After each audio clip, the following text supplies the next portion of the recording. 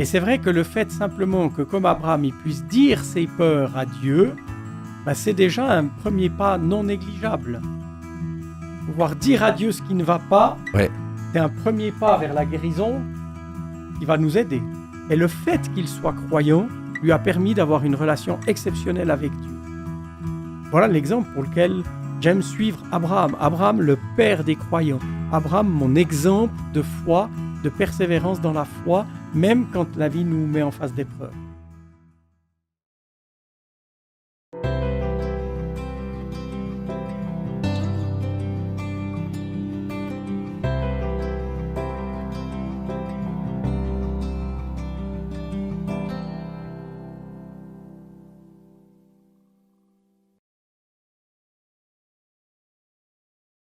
Chers auditeurs Espoir Média, bienvenue pour cette nouvelle leçon 3ADS. C'est un réel plaisir de pouvoir être ensemble aujourd'hui pour cette nouvelle émission.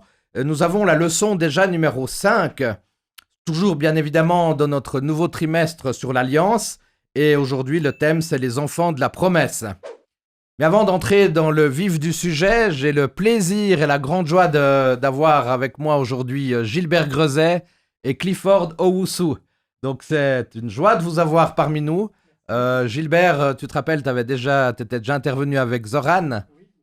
Et donc, Clifford, je crois que c'est la première fois que tu viens pour 3DS. On t'a déjà vu pour une autre émission. Exactement. Mais c'est une joie de vous avoir. Mais bon, on doit quand même vous connaître, mais j'aimerais quand même que vous puissiez dire 2 mots de présentation. Gilbert Grezet, je crois qu'on n'a plus besoin de te présenter, mais dis-nous 2-3 mots quand même. C'est Pour gentil. ceux qui nous écoutent depuis le Canada, les États-Unis et tout ça. C'est très gentil. Je suis pasteur en Suisse romande depuis de nombreuses années. Actuellement, j'ai la responsabilité de 2 églises, celle de Clarens, près de Montreux, et celle de Lausanne. Et puis à côté de ça, j'ai toujours mon département famille que j'apprécie beaucoup, qui m'occupe aussi passablement. Voilà quelles sont mes principales activités. Sinon, je suis marié, papa de Lynn, et je crois que la vie est belle. Tant mieux. Beaucoup d'activités, donc beaucoup de pain sur la planche. Que le Seigneur te bénisse. Et puis Clifford, alors, Clifford, c'est une joie de t'avoir aussi avec nous aujourd'hui. Merci beaucoup, Dominique. Je suis d'origine du Ghana, Oui. c'est l'ouest d'Afrique. Et puis, ça fait déjà 10 ans ici en Suisse. Maintenant, je suis le pasteur de l'église anglaise à Genève. Très bien. Voilà. T'es content, ça se passe bien? Oui, c'est très bien. J'aime la Suisse. Ah c'est super. Ouais. Alors j'aimerais vous poser aux deux une première question d'introduction de notre leçon d'aujourd'hui. Est-ce que vous avez déjà, sûrement d'ailleurs, eu des épreuves de vie, des situations qu'on pourrait dire déprimantes, et puis comment vous avez pu aller dans ce qu'on appelle la résilience face à ces épreuves hyper douloureuses? Clifford, tu veux parler le premier? Oui, je peux.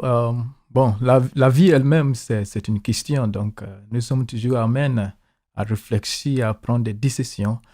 Par exemple, pour moi, pendant mes études au Ghana, j'ai eu beaucoup de problèmes au niveau des finances. Et, c'était une situation assez grave. Mais Dieu, il m'a donné la force. Et il m'a appris comment avoir confiance en lui. Donc, malgré tout la difficulté, j'ai trouvé la bonté de Dieu dans la situation. Toi, c'était quand même une expérience, malgré la douleur, malgré l'épreuve, tu as trouvé des ressources en Dieu. Bien sûr. Gilbert? Oui, dans Genèse 15, verset 1, il y a cette belle image de Dieu qui se présente à Abraham comme bouclier. Et j'ai réfléchi à cette idée de bouclier. Et en fait, si on veut être protégé par un bouclier, il faut oser passer derrière.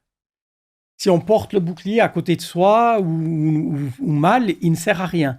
Si on passe derrière le bouclier, on se sent protégé. Ça a été pour moi une expérience aussi au niveau spirituel. Oser laisser Dieu être devant, le Christ être devant moi. Si je me mets derrière eux, j'apprends dans ma vie à limiter l'impact des choses difficiles. Ça, c'est une grande expérience de confiance, en fait, de ce qu'on pourrait dire de lâcher prise spirituel à quelque part aussi. Oui, c'est des mots qu'on emploie, le lâcher prise. C'est compliqué. Je ne saurais même pas exactement définir ce que ça veut dire. l'idée que j'ai ressentie dans mon vécu, c'était que le fait de me référer à Jésus-Christ, de penser à l'Évangile, de voir Jésus vivre, agir, se promener, rencontrer des gens, soigner des gens, quand on se met derrière ces réflexions, notre peine, elle s'atténue parce qu'elle passe un peu en deuxième plan. Pour moi, l'idée du bouclier, ça a été vraiment presque la révélation de cette semaine dans l'école du sabbat. Ah ben, c'est magnifique, enfin magnifique. Bien sûr, il y a les épreuves, la difficulté, mais d'avoir ces images qui nous permettent d'avancer. C'est vrai que ces images aussi, ces principes bibliques nous aident grandement. Alors, pour aller tout de suite dans le vif du sujet, puisque Gilbert, tu introduis parfaitement ce début de leçon, puisque j'aimerais qu'on aborde ensemble un peu différemment aujourd'hui, plutôt verset par verset, ce texte qui nous est proposé dans notre leçon du livre de la Genèse au chapitre 15, versets 1 à 6, et on va apprendre le verset 1er.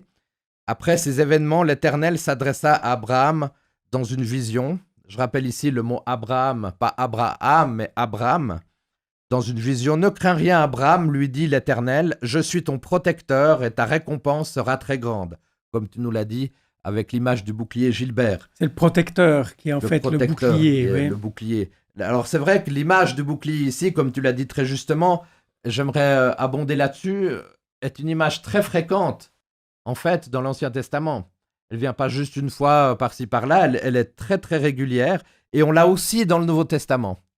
Si vous vous en souvenez, on a aussi l'image du bouclier de la foi dans l'épître aux Éphésiens, au chapitre 6 et au verset 16, et on a toutes ces armures de la foi. Avant d'aborder un peu plus loin la chose, est-ce que toi, tu aurais une idée, Clifford, par rapport à toutes ces armures de la foi que le Seigneur nous propose à travers l'épître aux Éphésiens? Est-ce qu'il y a une des armures qui te convient peut-être encore plus que le bouclier ou autre? Oui. Quand on réfléchit sur les boucliers, c'est pas comme l'épée. D'accord. L'épée, c'est pour attaquer. C'est ça? Mais les boucliers, c'est pour défendre. Donc, c'est-à-dire, c'est une image. Dieu vous dit que je suis à côté de toi. Je vais rester avec toi. Ça, c'est très fort. C'est très fort. Comme nous a dit Gilbert, on est un peu oui. décalé par rapport à Exactement. il y a cette idée de protection. Dominique, si tu permets, Éphésiens 6 dit que le bouclier, c'est le bouclier de la foi. Et on sait tous que le synonyme de la foi, c'est la confiance. Et il y avait dans le questionnaire une jolie histoire que je me plairais à raconter. Tout à fait. C'est une fillette d'environ une dizaine d'années, on imagine comme ça, qui nage avec son papa dans l'océan et qui ne remarque pas que les courants sont en train de les emporter au large. Et le papa, quand il réalise la chose, il prend conscience qu'il ne peut pas ramener, il n'a pas la force de ramener sa fillette contre les courants. Il faudrait qu'il puisse y aller seul, en diagonale, mais du coup, il doit abandonner sa fille, ce qui doit être terrible pour lui. Et en fait, ce qu'il va faire, il va dire à cette fillette, flotte tranquillement, si jamais tu te mets sur le dos, tu attends, et moi, je vais revenir te chercher.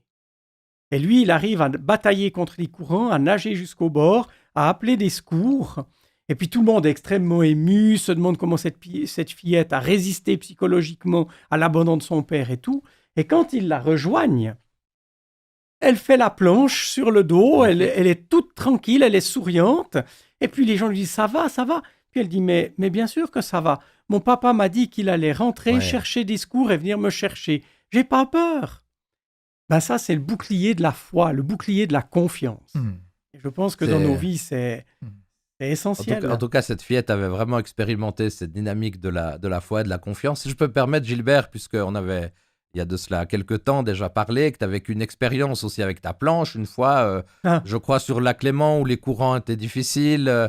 Je sais plus, tu m'avais dit heureusement que j'ai eu mon harnais, mais j'ai dû laisser ma planche, etc. Tu as vécu quand même aussi concrètement un aspect de foi à travers ton sport, non? Les aléas de la planche à voile. Oui, c'est vrai que en fait, on dit toujours à ceux qui font de la planche à voile, ne lâchez jamais votre matériel.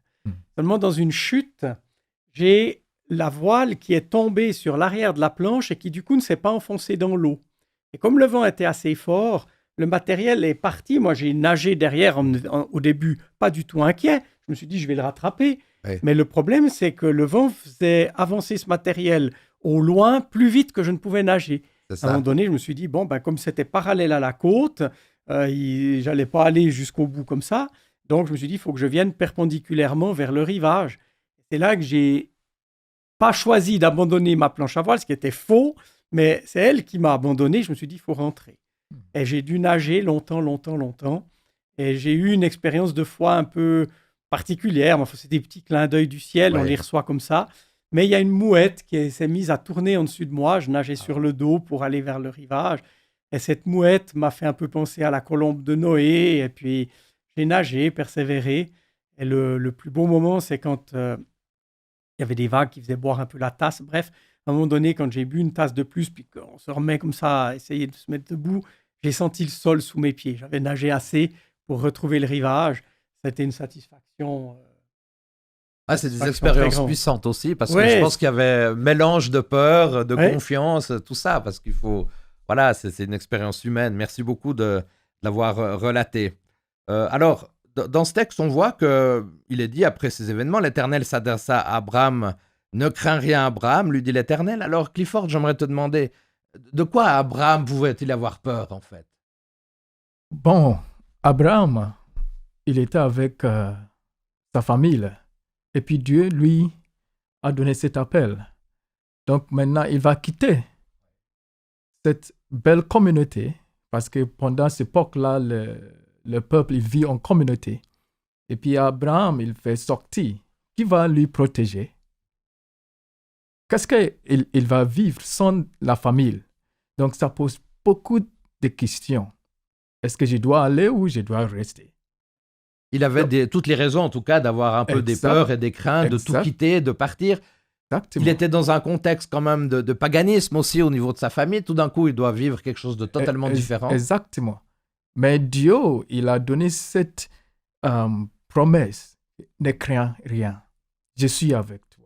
C'est-à-dire, tu as quitté la famille, mais tu n'es pas seul. Tu n'es pas seul. Tu as une famille assez grande, c'est moi.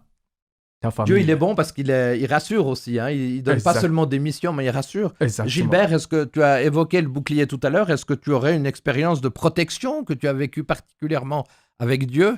On a abordé peut-être tout à l'heure l'aspect de la planche, ça peut être une des protections, mais est-ce qu'il y aurait une protection que tu aimerais partager particulièrement, que tu as vécue avec Dieu?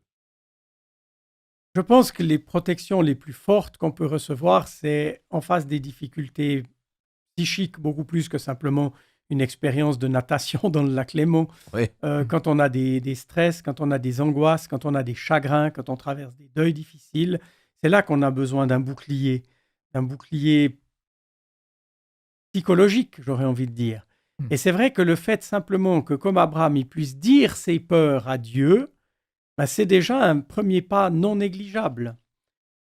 Pouvoir dire à Dieu ce qui ne va pas, c'est un premier pas vers la guérison qui va nous aider. C'est important de pouvoir exprimer un petit peu ce qu'on a, parce que très longtemps dans l'Église, on a dit « Ouais, mais vous vous rendez compte, vous êtes là, vous êtes les humains, il y a Dieu de l'autre côté, donc attention à ce que vous allez dire. » Non, mais je crois qu'on voit dans beaucoup d'expériences bibliques, avec Job, avec d'autres circonstances, que Dieu, il autorise ces discussions. D'ailleurs, puisque durant tout le trimestre, on abordera Abraham, Moïse et tout, ces personnages ont parlé avec Dieu, n'est-ce pas, Clifford? Oui. On peut parler avec Dieu, comme le dit Gilbert. Oui, bien sûr. Parce que quand on regarde la vie d'Abraham, il a eu beaucoup de problèmes. Par exemple, Dieu, il a donné cette promesse, je vais faire une nation de toi, mais il n'avait pas un enfant. Ça, c'est déjà un problème. Et il y avait aussi, comment on dit, il a quitté Cana pour aller en Égypte parce qu'il y avait un problème. Donc, Abraham, il a eu beaucoup de problèmes. Mais dans ce problème-là, il avait une telle confiance en Dieu. Sans la foi, Abraham ne peut pas vivre comme on le connaît aujourd'hui. Oui, tout à fait. C'était l'homme de foi par excellence. Exactement. Alors, dans le verset 2, il est dit, Abraham répondit... Il faut savoir aussi que dans le contexte de ce qu'on est en train de lire maintenant, il y a eu une victoire d'Abraham sur Kedorlaomer et Melchisedec, roi de Salem, qui va à un moment donné même bénir Abraham, et Abraham va lui donner la dîme. Alors aujourd'hui, on ne va pas aborder la question de la dîme, mais ça fait partie du contexte de ces quelques versets. Et au verset 2, il est dit, Abraham a répondu, « Éternel Dieu, que me donnerais-tu » Une question quand même extrêmement importante qu'Abraham pose à Dieu. « Je n'ai pas d'enfant. Eliezer de Damas héritera de tous mes biens. » Alors on pourrait se dire, qui était Eliezer? Sûrement un de ses serviteurs acquis à Haran. Vous pourrez voir, chers auditeurs, on n'a pas le temps de l'aborder maintenant, puisqu'il faut avancer dans l'émission, mais dans Genèse 12, verset 5 et Genèse 24, verset 2, on peut imaginer que c'est ce serviteur qu'il a acquis à Haran. Gilbert, est-ce que tu comprends, toi, l'interrogation d'Abraham, le père de la foi, et aussi un certain reproche formulé à Dieu? Un petit peu dans ce que disait Clifford tout à l'heure. Le problème d'Abraham, c'est qu'il a beau avoir confiance en Dieu, il a beau avoir eu ses victoires sur les autres rois, il a pu redonner la dîme de son butin à Melchisédek, tout ça c'est vrai, mais il dit à Dieu, qu'est-ce que tu veux me donner encore de plus? Ça ne m'intéresse pas tellement. De toute façon, ce que tu vas me donner, je vais devoir le donner à un serviteur, j'ai pas de descendance. Ouais, c'est ça. Et c'est là qu'Abraham prend le courage de dire à Dieu ce qui ne va pas. Ouais.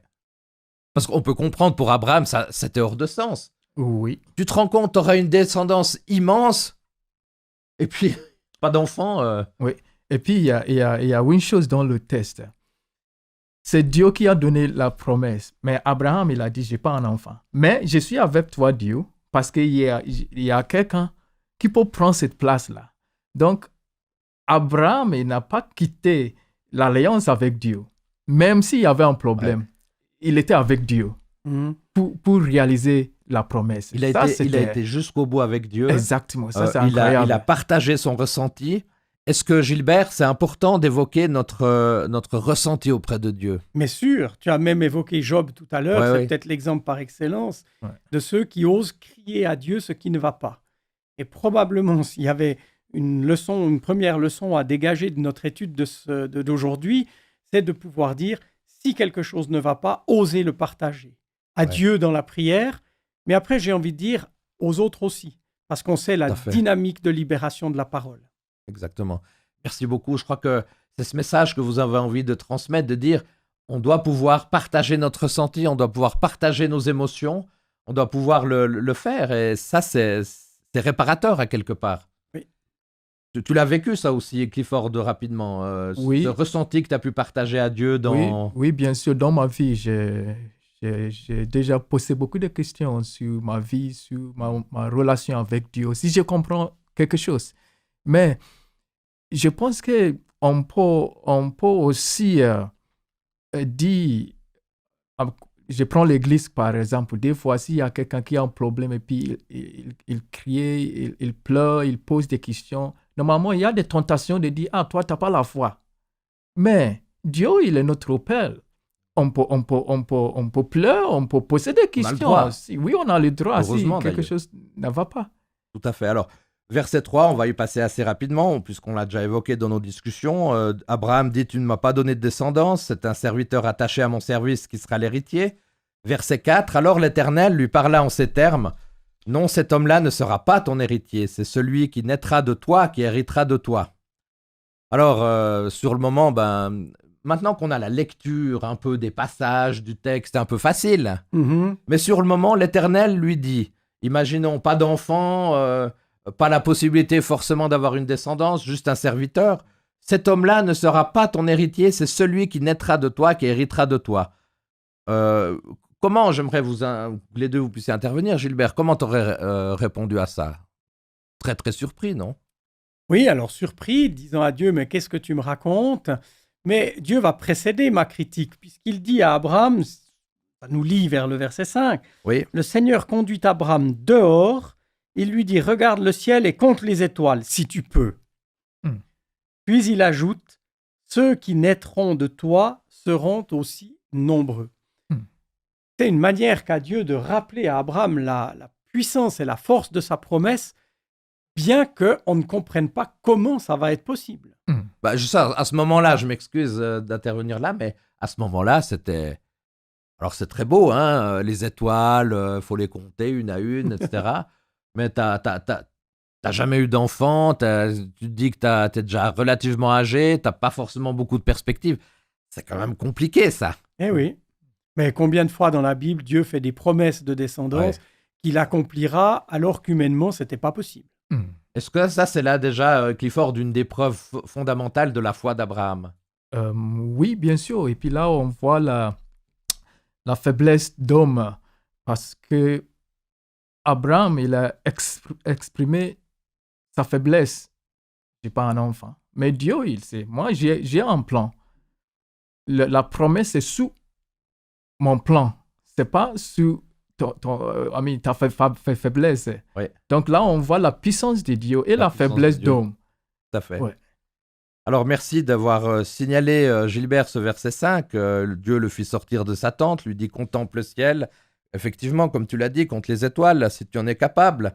Comme pour lui dire, il y en a tellement que ça sera peut-être compliqué. Et il ajouta « Tes descendants seront aussi nombreux qu'elles ».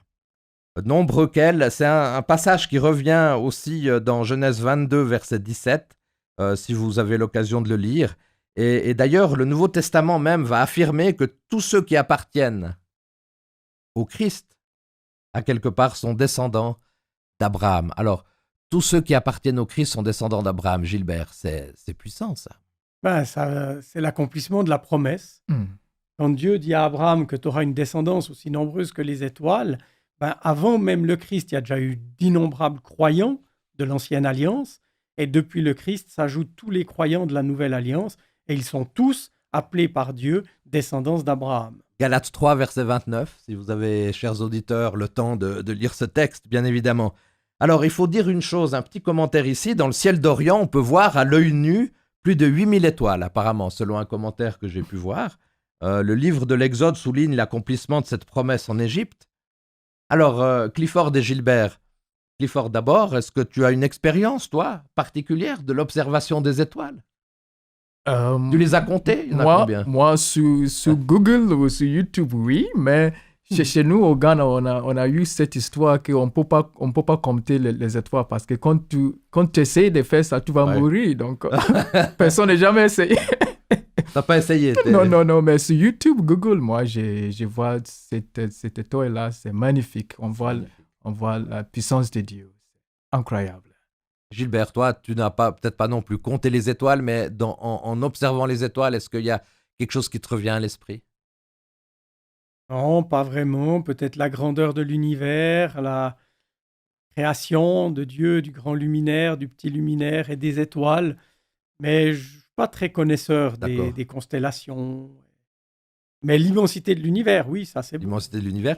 Tout à l'heure, tu as abordé, Gilbert, le verset 5, donc j'aimerais te poser une question. Est-ce que Dieu fait sortir Abraham de sa tente uniquement pour voir les étoiles? Alors, je ne sais pas exactement. Pourquoi est-ce que Dieu lui demande d'aller dehors et de compter les étoiles? Est-ce que c'était peut-être pour le mettre en face de l'infinité de la bénédiction? L'infini plutôt, pardon, l'infini de la bénédiction. Il lui promet une grande descendance, elle sera aussi nombreuse que les étoiles et qu'il peut essayer de dénombrer. Peut-être que c'est ça. Moi, j'avais une idée aussi, si vous me permettez, Mais et bien puis sûr. j'aimerais te demander, Clifford, ce que tu penses. Gilbert aussi, ça m'intéresserait d'avoir votre retour. Est-ce que Abraham ne devait pas sortir un peu de ses pensées un brin négatives? Et c'est dans un sens, à quelque part, de sortir un petit peu de ses pensées pour aller voir dans l'au-delà. Oh là. C'est un peu compliqué. Si tu veux, pour que ce soit plus simple, sortir de l'humain, exactement, pour dépasser l'humain, pour aller voir au-delà. Exactement. Dieu il tire Abraham vers lui. Ouais. Il ne faut pas regarder à toi-même. Parce que quand tu regardes à toi-même, il y a une limitation.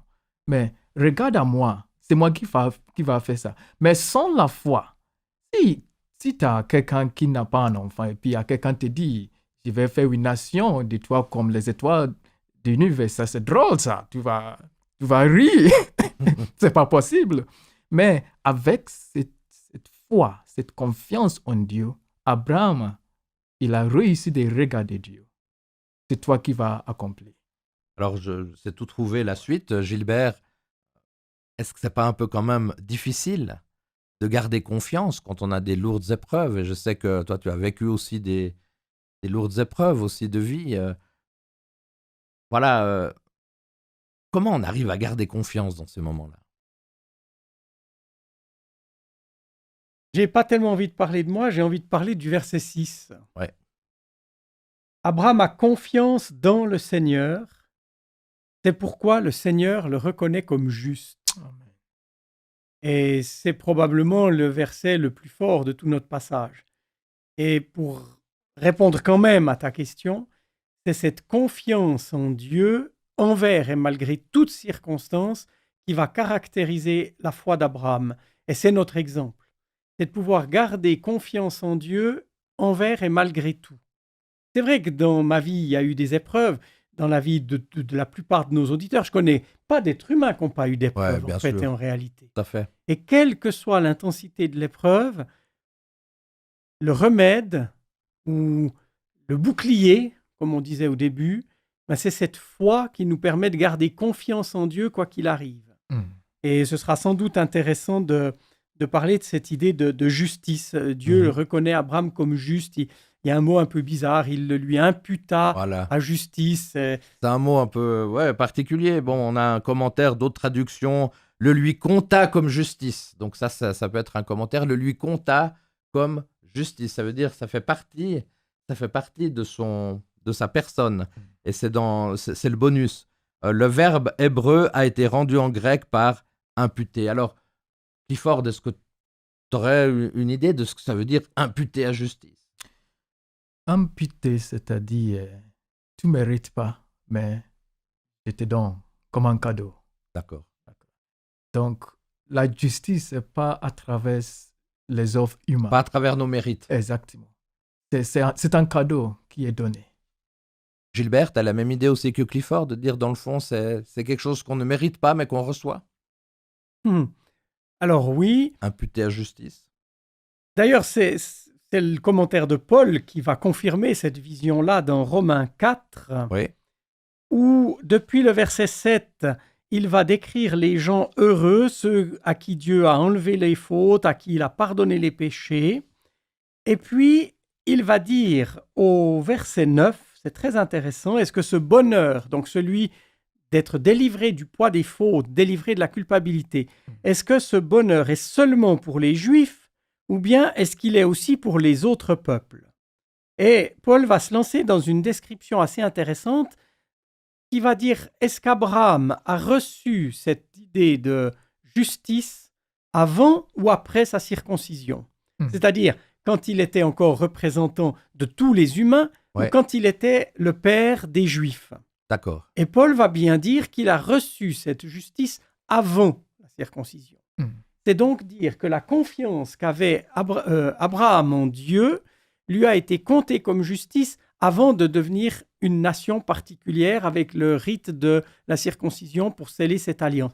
Il était croyant avant ça, et le fait qu'il soit croyant lui a permis d'avoir une relation exceptionnelle avec Dieu. Voilà l'exemple pour lequel j'aime suivre Abraham. Abraham, le père des croyants. Abraham, mon exemple de foi, de persévérance dans la foi, même quand la vie nous met en face d'épreuves. Donc j'allais poser la question, mais tu as déjà répondu, Gilbert. J'aimerais te remercier, puisque dans Romains 4:11, effectivement, Abraham est considéré comme le père des croyants. Pourquoi? Tu as répondu. Donc merci pour ton explication, qui est très puissante aussi par rapport à ce lien entre Dieu et Abraham. On est sauvé uniquement par la foi. Toi, Clifford, tu disais il y a une différence entre la grâce et la foi. Alors, j'aimerais t'entendre là-dessus. Tu nous le disais en aparté. On est sauvé uniquement par la foi, on est sauvé par la grâce. Moi, j'ai cru que c'était intimement lié, mais... Ouais. Et l'obéissance, on verra après. Ouais. Et l'obéissance? Ouais. On dit onction de la grâce. Ouais. C'est quelque chose qui vient de Dieu. C'est pas à travers nous. C'est Dieu qui vient vers l'homme avec la grâce. Et puis nous, on répond avec la foi. Donc la foi, c'est cet abus de recevoir la grâce de Dieu pour réaliser le salut. Donc la grâce précède la foi. Oui. Mais sans la foi, on ne peut pas avoir le salut. Mais en fait, Gilbert, de ce que notre ami Clifford nous dit, la foi découle de la grâce, donc c'est quand même quelque chose de très proche. La foi découle de la grâce. Alors moi, ce que j'entends dans ce que Clifford a dit, et ça résonne, je crois que c'est une très juste manière de voir les choses, c'est que la grâce procède de Dieu, c'est Ouais. Dieu qui l'a fait descendre vers Vers nous, nous. qui nous l'offre, Très bien. et la foi, c'est notre manière de s'en saisir. Après, c'est le verset Jean 3,16, hein, Dieu a tant aimé le monde qu'il a donné son Fils unique, voilà, il y a l'offre de la grâce, afin que quiconque croit en lui ne périsse point, il faut se saisir de cette grâce par la foi. C'est un peu ce que tu disais, Clifford. Oui. Moi, je trouve intéressant dans ce que tu disais, Clifford, parce que on pourrait se dire des fois, ouais, je m'en lave un peu les mains. On pourrait parler même de Dietrich Bonhoeffer qui parlait de la grâce à bon marché. Hein, la grâce à bon marché, ça veut dire on parle que de la grâce, mais en quelque sorte, découle quand même une action des humains. Il y a quand même une collaboration. On parle d'alliance, donc il y a une relation entre Dieu et les humains. Et ça, je crois qu'effectivement, c'est aussi important de rappeler ces éléments. Donc on est sauvé par la foi, au moyen de la grâce, on est d'accord, mais j'aimerais vous poser la question, Gilbert, quelle différence on pourrait faire entre Abraham et les célébrités aujourd'hui, comme les acteurs, les politiciens, les artistes, les sportifs, etc. Ben, je pense qu'il y a une petite notion d'obéissance qui peut éventuellement leur échapper. Je ne veux pas dire, hein, peut-être qu'il y en a qui sont parfaitement fidèles à la foi, à leurs convictions, je ne sais pas. Mais je crois qu'il y a une notion d'obéissance qui intervient là au milieu, et c'est compliqué, parce que dès qu'on se met à parler d'obéissance, on prend le risque d'être taxé de légaliste très Ouais, rapidement. c'est ça. Et c'est pas simple, hein, parce Ouais. que certes, la grâce vient de Dieu, comme Clifford nous l'a dit. La foi, c'est notre manière de s'en saisir, mais la vie ne s'arrête pas là. Mm. Alors, moi, je ne trouve pas de meilleur exemple pour parler de l'obéissance que dans l'alliance dans un couple. Ouais. Si l'amour est au top, c'est facile, on va même pas parler d'obéissance, on va forcément être fidèle, serviable par amour, on va se conduire comme le parfait partenaire ou la parfaite partenaire parce qu'on aime. Mais on sait très bien que dans notre vie ici-bas, l'amour passe par des hauts et des bas. Mm. Et quand on est dans un bas, ben on a besoin peut-être de se rappeler de nos vœux. Vœux de solidarité, de fidélité, de serviabilité. Et à ce moment-là, tout d'un coup, on pourrait dire qu'à la place de l'amour, la loi vient nous servir de garde-fou. Quand je suis amoureux de ma femme, j'ai aucune tentation d'aller voir ailleurs. Mais un jour où je suis en perte d'amour, ou peut-être elle m'a trop fâché, ben voilà que tout d'un coup, le sourire d'une autre femme pourrait me paraître très charmant, pourrait m'attirer. Ben c'est là que j'ai besoin d'un garde-fou qui me dit « Stop, Gilbert, dans ton engagement de mari, tu as dit que tu restais fidèle. » Et voilà le rôle de la loi. C'est que quand l'amour est un peu défaillant, il nous faut un garde-fou. Et je crois que dans la vie de la foi, dans la vie avec Dieu, c'est un peu pareil. Quand on se sent amoureux de Dieu, qu'on aime le Christ qui nous a sauvés, on pense à lui dans l'Évangile, on ne va pas désobéir, on va être fidèle. Et peut-être qu'il y a des jours où on a besoin d'un cadre qui nous protège de faire des bêtises qu'on regretterait après coup.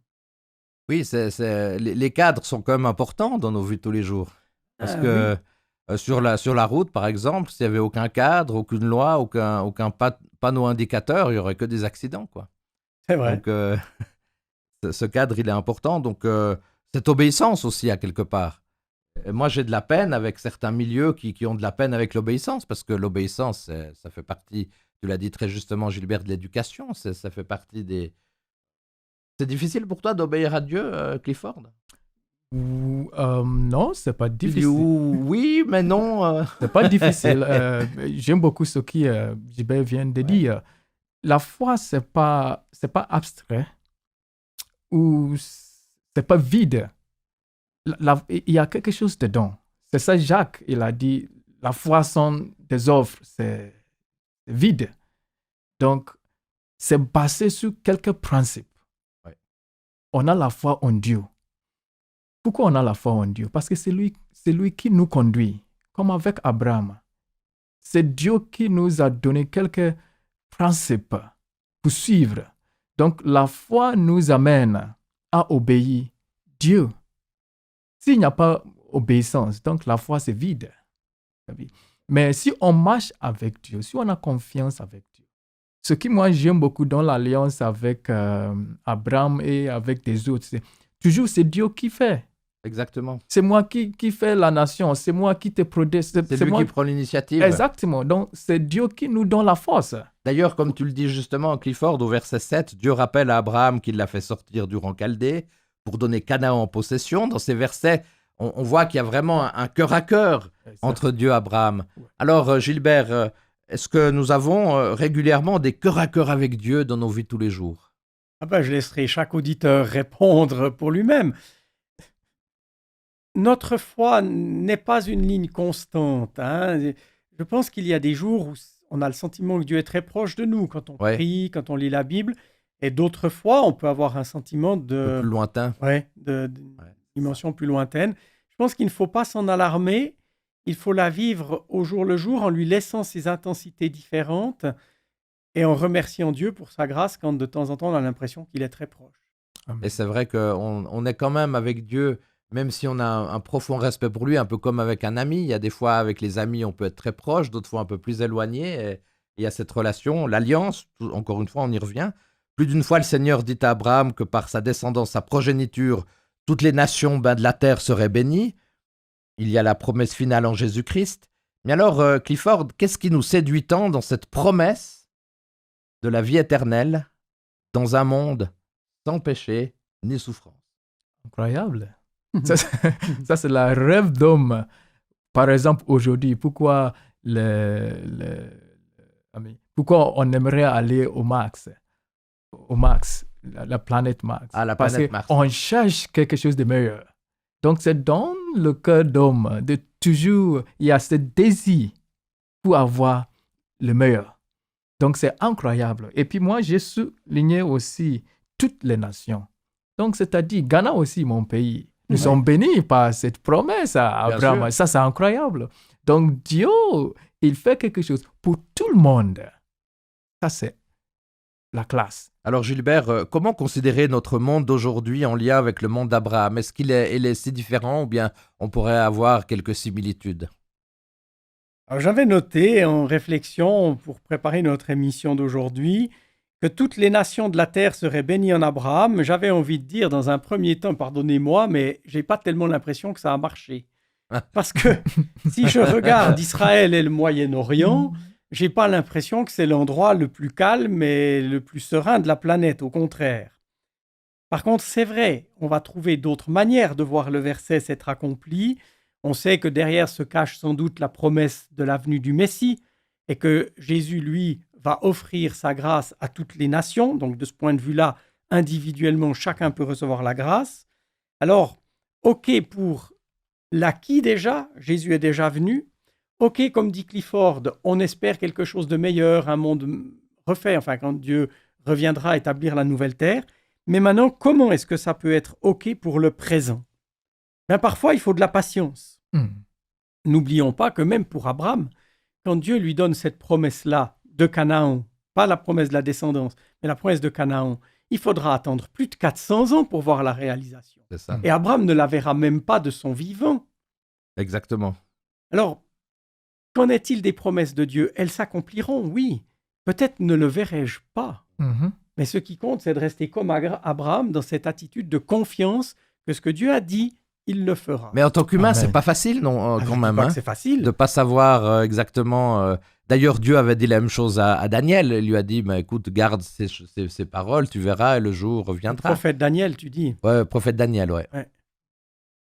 C'est vrai que, mais en même temps, ça demande de la foi. Mais c'est ça, la foi. Dynamique de la foi. Mais c'est exactement ça. Et c'est pour ça qu'Abraham est le père des croyants. Très bien, alors ça inaugure une question que j'aimerais poser à Clifford. Pourquoi est-ce que le Seigneur voulait-il faire de la semence d'Abraham une nation particulière? Oui, Dieu pourrait choisir n'importe quel pays, n'importe quelle personne, mais la question, c'est que qui va obéir Dieu? Ça, c'est vraiment important. C'est ça que Gilbert, il a déjà expliqué ça. Dieu, il a trouvé quelque chose dans Abraham. Et pourtant, moi, ce qui m'impressionne, c'est qu'il était de famille païenne. Exactement. Mais Dieu, il va construire quelque chose de meilleur. Mais c'est pas pour Abraham ou pour, comme Guibert vient d'expliquer, c'est pas pour la nation d'Israël, mais c'est pour tout le monde. Mhm. Donc, Dieu, il a commencé doucement vers tout le monde. Ça, c'est incroyable. Merci, vos interventions sont passionnantes. On est obligé maintenant d'arriver à la conclusion. Et j'aimerais, à travers ce que vous avez dit, je trouve qu'il y a une magnifique parole d'Ellen White dans le livre Parabole de Jésus, pages 250 et 251, qui nous dit « Israël devait occuper tout le territoire qui lui avait été assigné. Il fallait déposséder les nations qui avaient rejeté le culte et le service du vrai Dieu. Le plan du Seigneur était que la révélation de son caractère à travers son peuple attire les hommes à lui. L'invitation de l'Évangile devait parvenir au monde entier. Le Christ allait être élevé à la vue des nations par le moyen des sacrifices cultuels et quiconque garderait à lui serait sauvé. » Dernière question que j'aimerais te poser, Gilbert, est-ce qu'on pourrait voir le parallèle entre ce que le Seigneur voulait absolument accomplir à travers Israël et ce qu'il veut accomplir à travers notre Église aujourd'hui? Que l'Éternel emploie les humains pour transmettre ce message de foi et d'acceptation de la foi, je pense que c'est vrai. Israël était le témoin de la relation avec Dieu, comme l'Église pourrait aujourd'hui être le témoin d'une bonne relation avec Dieu. Dans ce sens-là, oui, je suis d'accord. Merci beaucoup. En tout cas, Gilbert et puis Clifford, j'aimerais vous remercier infiniment de votre participation. Chers auditeurs, j'aimerais vous faire encore une dernière annonce. J'ai encore 1 ou 2 minutes, mais j'aimerais vous remercier d'être venus. Et puis, les auditeurs, rassurez-vous, nous allons retrouver Clifford et Gilbert dans 15 jours. Donc, pour la leçon numéro 7. Donc, ça fera plaisir de vous retrouver parce que j'ai énormément apprécié vos interventions très pertinentes. Chers auditeurs, une annonce maintenant. Une annonce importante, un peu de pub.